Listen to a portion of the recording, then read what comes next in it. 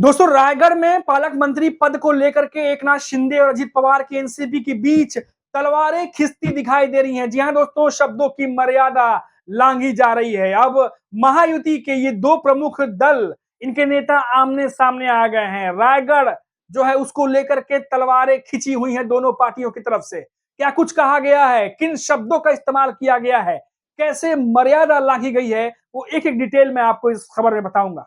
नमस्कार दोस्तों, मेरा नाम है मनीष कुमार सिंह और आप देख रहे हैं 4PM महाराष्ट्र। दोस्तों सबसे पहले किस तरीके से अजीत पवार और एकनाथ शिंदे की शिवसेना, अजीत पवार की एनसीपी दोनों ने एक दूसरे के खिलाफ हल्ला बोल किया है, यह खबर निकल के आ रही है। आपको पता होगा रायगढ़ जिले में पालक मंत्री को लेकर के अभी भी फैसला नहीं हुआ है। काफी समय से रायगढ़ को लेकर खींचतान अजीत पवार की एनसीपी और एकनाथ शिंदे के बीच में चल रहा है। अब दोस्तों इस पर बड़ी खबर आ रही है। बड़ी खबर ये जो रसाकसी चल रही थी, अब तीखे वाक युद्ध यानी कि शब्दों के जो युद्ध होते हैं उसमें कन्वर्ट हो गई है और बहुत ज्यादा जो है मर्यादा लांघी जा रही है शब्दों की। अब देखिए दोस्तों, क्या कुछ कहा गया है, कैसे शब्द के बाढ़ चलाए जा रहे हैं अजीत पवार की एनसीपी की तरफ से एकनाथ शिंदे की शिवसेना पर और एकनाथ शिंदे की शिवसेना की तरफ से अजीत पवार की एनसीपी पर। अब देखिए दोस्तों, आपको बता दें कि रविवार को शिवसेना शिंदे गुट के नेता व मंत्री भरत गोगावले के जन्मदिन के मौके पर देखने को मिला कि किस तरीके से शब्द के बाढ़ चलाए गए। वहीं शिवसेना विधायक महेंद्र थुरवे व महेंद्र दलवी ने एनसीपी महाराष्ट्र प्रदेश अध्यक्ष व सांसद सुनील तटकरे पर जोरदार हमला किया है और उन्हें राक्षस कहते हुए रायगढ़ से बाहर निकालने का दम भरा है। अब देखिए दोस्तों, अपने सहयोगी दल के नेताओं को राक्षस वगैरह भी यहां कहा जा रहा है और बाहर निकालने की बात रायगढ़ से की जा रही है। इसी पर पलटवार करते हुए जो रिपोर्ट्स आ रही है उसके मुताबिक अजीत पवार की एनसीपी के प्रवक्ता पूर्व सांसद आनंद परांजपे ने पूरी शिंदे सेना को कलयुग की मुगल सेना तक कह दिया है। अभी जो रिपोर्ट्स मैं देख पा रहा हूँ, पढ़ पा रहा हूँ, आपको चाहूंगा कि स्क्रीन पे भी दिखाएं जो खबर आई है दोस्तों।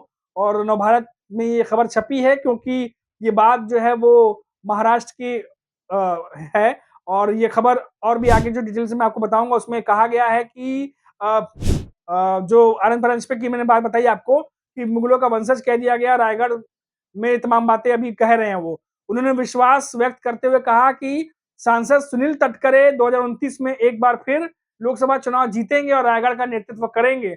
लेकिन आपने जिस रुमाल का जिक्र किया, रायगढ़ की जनता उसी रुमाल को आपको मुंह पर छिपाने के लिए मजबूर कर देगी। अब देखिए दोस्तों, ये जो शब्द हैं वो कोई अपोजिशन के नेता इस्तेमाल नहीं कर रहे हैं। ये महायुति के भीतर जो तीन महायुति दल के जो नेता हैं, तीनों प्रमुख पार्टियां हैं, उनकी ही पार्टी के वरिष्ठ नेता, बड़े नेता एक दूसरे के खिलाफ इस तरीके से शब्दों का चयन और शब्दों के बाण चला रहे हैं। रायगढ़ का थोड़ा सा डिटेल में आपको बताऊंगा कि पालक मंत्री को लेकर के क्या झमेला हुआ था, क्यों शिंदे सेना का पारा चढ़ा हुआ है, वो भी आपको बताऊंगा। आगे देखिए, पहले बता देता हूं कि और क्या कुछ कहा गया है। परांजपे ने आगे कहा है कि सुनील तटकरे पर स्तरहीन टिप्पणी करने वाले शिवसेना के मंत्री और विधायक मुगलों की तरह मायावती में हमला कर रहे हैं। मुझे विशेष रूप से महेंद्र थोरवे पर ताज्जुब है कि वो खुद को बाला साहब का शिवसैनिक कहते हैं। लेकिन मैं उन्हें याद दिलाना चाहता हूं कि 2019 में शिवसेना में शामिल हुए थे। गुवाहाटी में उनका डांस बार का संस्कार और टेबल का नाचना, ये तमाम बातें वो कह रहे हैं अभी।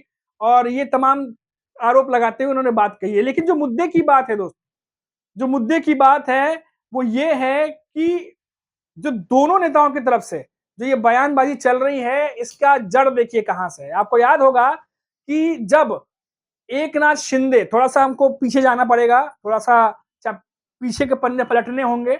जब विधानसभा चुनाव महाराष्ट्र के हुए थे उस दौरान एकनाथ शिंदे कई डिमांड कर रहे थे, एक के बाद एक। पहले सीएम पद गया, फिर गृह मंत्रालय गया, फिर सभापति का पद गया, ऐसे कई सारे पद थे। लेकिन जब बात पालक मंत्री की आई तो रायगढ़ को लेकर के बीजेपी और एनसीपी ने रायगढ़ और नासिक में अपना अपना मंत्री जो है वो अनाउंस कर दिया। लेकिन आपको याद होगा उस समय देवेंद्र फडणवीस दावोस में थे और जैसे ही ये मालूम चला कि जो नासिक है और जो रायगढ़ है वहां से बीजेपी और एनसीपी ने अपने अपने नेताओं को जो है वो अनाउंस कर दिया है, उसके बाद एकनाथ शिंदे की शिवसेना का पारा चढ़ गया और विरोध इस कड़े तरीके से हुआ कि दावोस में भले देवेंद्र फडणवीस हो, लेकिन महाराष्ट्र के फैसले पर स्टे लगाना पड़ गया।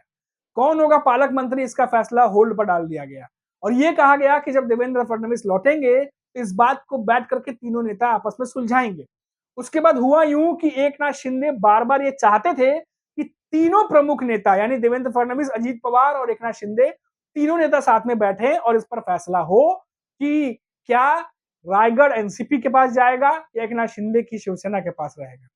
नासिक में तो बीजेपी के अपने नेता बैठ ही रहे थे, लेकिन देखा जा रहा है कि यहाँ जो मुकाबला, मेन मुकाबला है, वो रायगढ़ को लेकर चल रहा है। तो इसमें कई बार देखा गया कि जब ये बैठकें नहीं हुई तो एकनाथ शिंदे और उनकी पार्टी का दबाव इतना ज्यादा था कि एकनाथ शिंदे कई बार देवेंद्र फडणवीस की बुलाई बैठकों में नजर नहीं आए और बताया गया उस समय कि यही कारण हो सकता है कि एकनाथ शिंदे अलग से समय लेकर के देवेंद्र फडणवीस से मिलना चाह रहे थे ताकि इन बातों का सलूशन निकल सके कि आखिर रायगढ़ से कौन पालक मंत्री, किस पार्टी का पालक मंत्री बनने जा रहा है।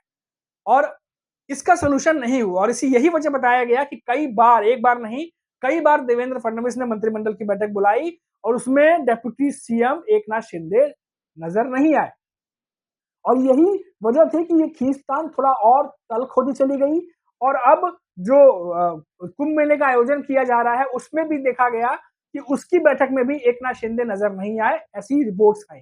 और दिन पर दिन तीनों जो दल हैं, बीजेपी, एकनाथ शिंदे की शिवसेना, अजित पवार की एनसीपी, इनके बीच में दिन पर दिन जो है वो तल्खियां बढ़ती चली गई और जो जबानी जंग जो चल रही है इस समय, आपने देखा ये पहली बार नहीं है जब अजित पवार की एनसीपी और एकनाथ शिंदे की शिवसेना के बीच इस तरीके से तल्ख शब्दों का इस्तेमाल हुआ हो। इससे पहले भी नेता एक दूसरे की खिंचाई कहिए या एक तरीके को नीचे दिखाने के लिए ऐसे शब्दों का इस्तेमाल पहले भी कर चुके हैं।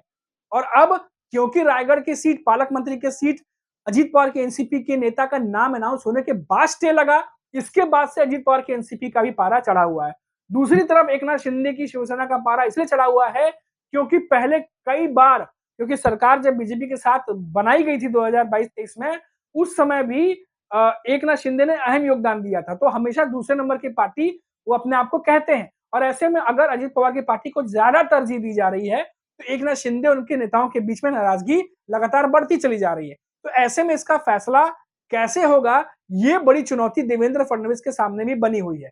और यही वजह है कि आए दिन रायगढ़ में जो तल्खियां बढ़ रही हैं, क्योंकि पहले तो ये कोशिश हो रही थी कि बंद दरवाजे के पीछे मामले को सुलझा लिया जाए, मीडिया में या जनता के सामने इमेज को लेकर ज्यादा किरकिरी ना हो, क्योंकि आने वाले समय में अभी चुनाव भी बाकी है, महाराष्ट्र के निकाय चुनाव, बीएमसी चुनाव, और ऐसे में अगर इस तरह की खबरें बाहर जाएंगी, ऐसी खबरें जाएंगी तो इमेज के लिए भी अच्छी नहीं होगी, पार्टी के लिए भी अच्छी नहीं होगी। लेकिन क्योंकि तल्खियां बढ़ी हुई हैं, नेता जो है वो खुलकर बयान दे रहे हैं, एक दूसरे पर निशाना साध रहे हैं और नेता चूक भी नहीं रहे हैं। तो अब देखना होगा कि ये जो रायगढ़ की जो पालक मंत्री की सीट है, क्या ये वाकई में आने वाले में समय में बीजेपी के लिए जी का जंजाल बनने वाली है, या फिर इसको लेके खींचतान अब इतनी बढ़ चुकी है कि नेता अब बात को दबाए नहीं दबा पा रहे हैं।